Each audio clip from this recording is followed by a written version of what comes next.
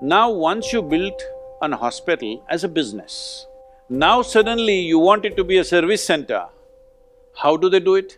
At least give them an assurance, salaries and consumables, government will pay for it and run it free, all hospitals.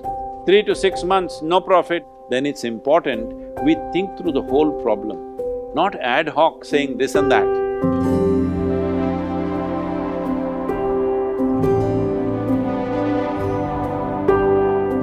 It's called healthcare industry, and care should be the operative word.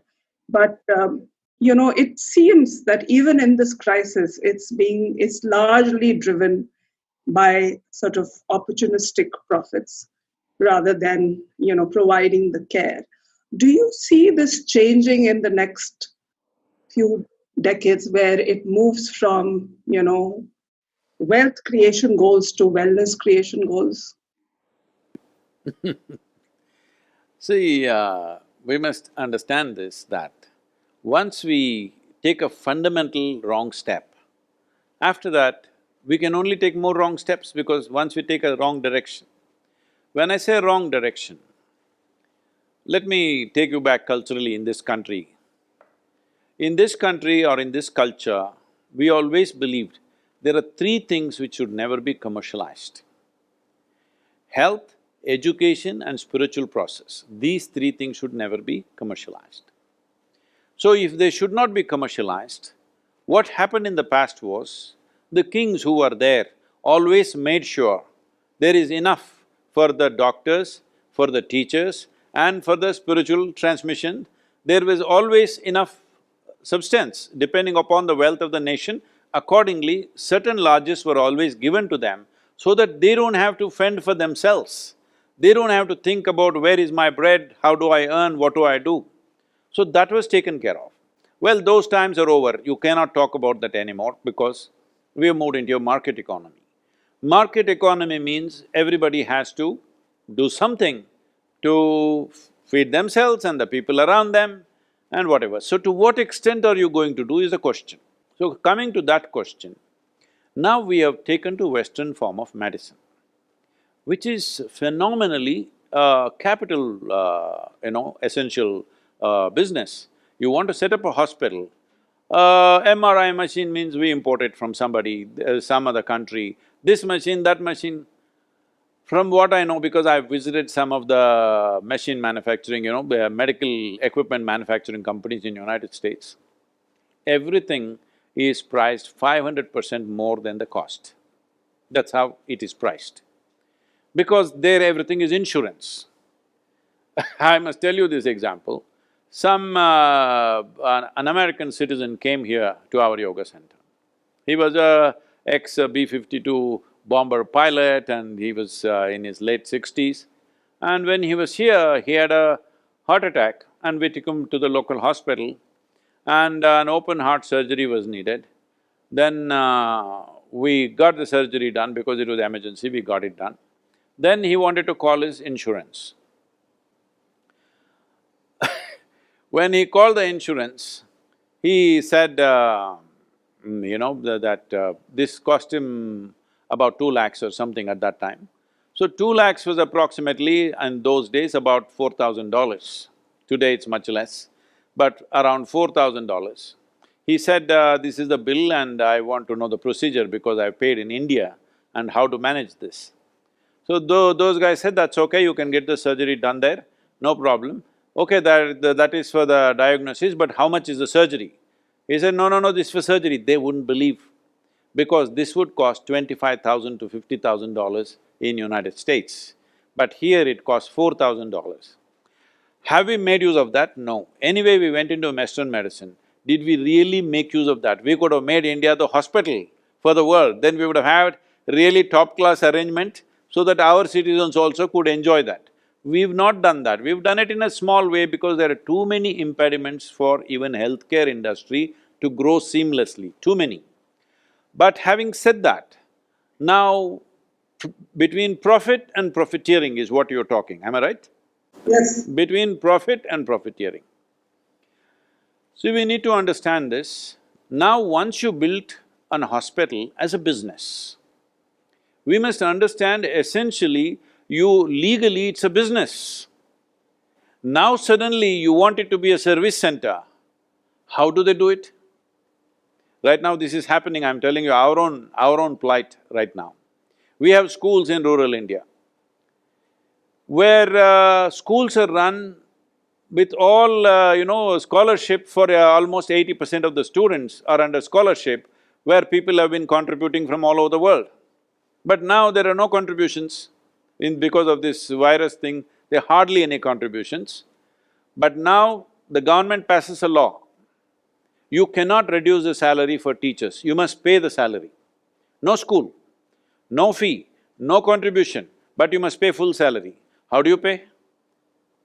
So private schools are arm twisting the parents, either you pay us this much donation, otherwise we will chuck your child out of the school. What else will they do? For somebody else this may look like profiteering, but how else do they manage, I'm asking. Right now hospitals, they've invested hundreds of crores of rupees into building one hospital because everybody wants every equipment, even the atmosphere in the hospital, just the way it is in America. They want that kind of thing. So they've invested heavily. If you look at the hospital building, I'm talking about the good hospitals in the country, if you enter there, is that the way ordinary government buildings are in this country? Much higher scale, isn't it? So it costs money. Many hospital receptions are like five-star receptions. So it costs money. When you build that kind of business, and now suddenly you talk about service free of cost, when it is loaded with patients, it's not going to work. When we build a business, you should not have given the entity of business if you wanted them to serve. So the idea was government hospitals will serve, private hospitals will serve those who have the money to do it. But nobody foresaw the pandemic. Now you want them to serve, at least give them an assurance. All your salaries we'll take care of, just serve free for 3 months, no profit, no loss. Salaries and consumables, government will pay for it and run it free, all hospitals. 3 to 6 months, no profit, not a single rupee of profit, but you will not go into losses. You must take care of something, otherwise how do they run the hospital? So some hospital may be an old hospital, they might have made enough money. Some may be just, they've taken investment from somewhere and built this hospital. Now if you go into this pandemic stuff and serve them free, they will go under. When they go under, will somebody pull them up? No, it will go bankrupt. So we need to understand, once we say an educational institution or a hospital or whatever else is a business entity, then it is based on profit. You cannot run it any other way. So what is profit, what is profiteering, it depends from which side of the window you're looking at it, all right? Somebody thinks this is most essential for them to survive. Somebody else thinks they can survive on nothing, on thin air. It doesn't work like that. I'm saying right now, in cities where you're reaching such a place where there are no hospital beds and people are going from pillar to post and dying unnecessarily, the government, at least if not for all the hospitals, wherever you are saying 100% of your beds we are taking, there you must say, we will pay the salaries for these 3 months or 4 months or whatever, we will take care of all the consumable expenses for you, no money, free, you serve. I'm sure they will do it.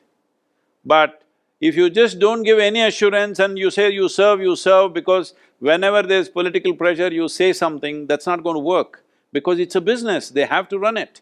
So, I'm saying if we want to move into the space where in the Committee of Nations we are at least reasonably there, then it's important we think through the whole problem, not ad hoc saying this and that, not labeling people, not labeling… See, right now, you're running a law firm.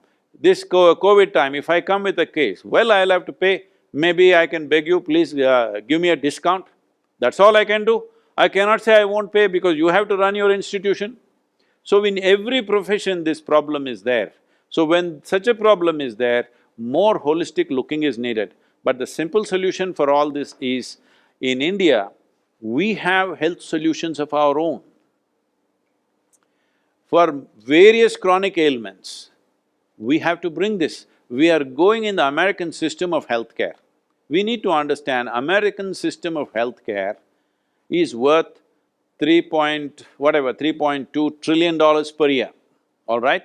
For quarter the population that we are, for 350 million people, they spend $3.2 trillion. I think it's the most horrible thing to do, because in an affluent country where you have variety of nourishment choices, variety of lifestyle choices, why are so many people sick? I don't understand. 3.2 trillion is larger than India's economy. An economy which serves 1.3 or 1.4 billion people, that much and much more you're spending on 350 million people, I think it's a crime against humanity if you ask me.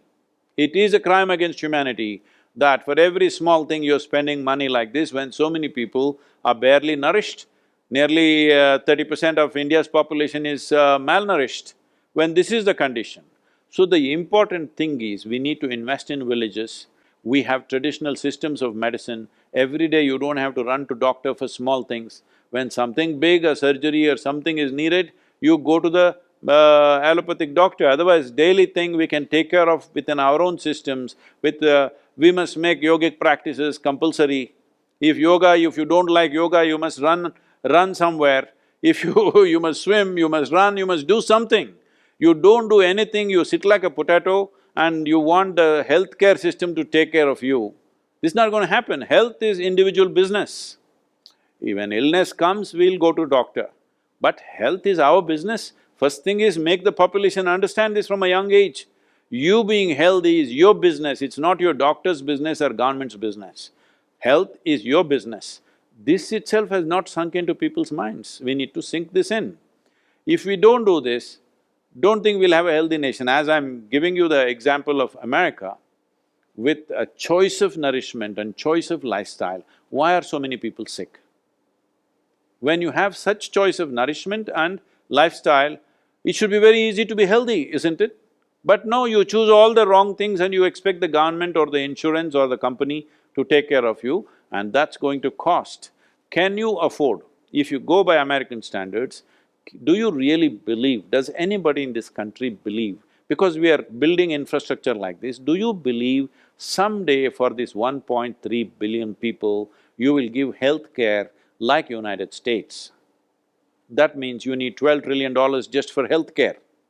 Our aim right now is to reach just $5 trillion economy, all right? $12 trillion healthcare, when will you reach? You won't do it in 2 centuries, I'm saying. It's most unrealistic. And that's not the way to approach this nation's health. We need to bring this, well, there are efforts to bring yoga into everybody's life. That also everybody makes a controversy. If you say yoga, you will say, my religion doesn't accept. If you say this, okay, if your religion doesn't accept yoga, run and climb a mountain, huh? Do some damn thing with your body to stay healthy. But you don't do anything and then you expect these kind of things. Now, private hospitals which you invested heavily, you want them to serve free. No, this is something right now, whichever hospital government wants to take over 100% of the beds, you can say 25% please serve free. 100% if you want to take care, please take care of the salaries and the consumables. Let them go without profit for 3 to 6 months, it's okay, and give them relief from whatever loans they have, interest-free, you keep the loan for 6 months. It is a fair way to handle things, otherwise it's not going to happen. Now they're arm-twisting patients, they're not releasing dead bodies, all kinds of ugly things happening, all right? All kinds of ugly things happening simply because we don't think of a problem and a solution through and through, ad hoc, jumping here and there. I'm sorry if I'm sounding very harsh, but the situation is appalling, you know.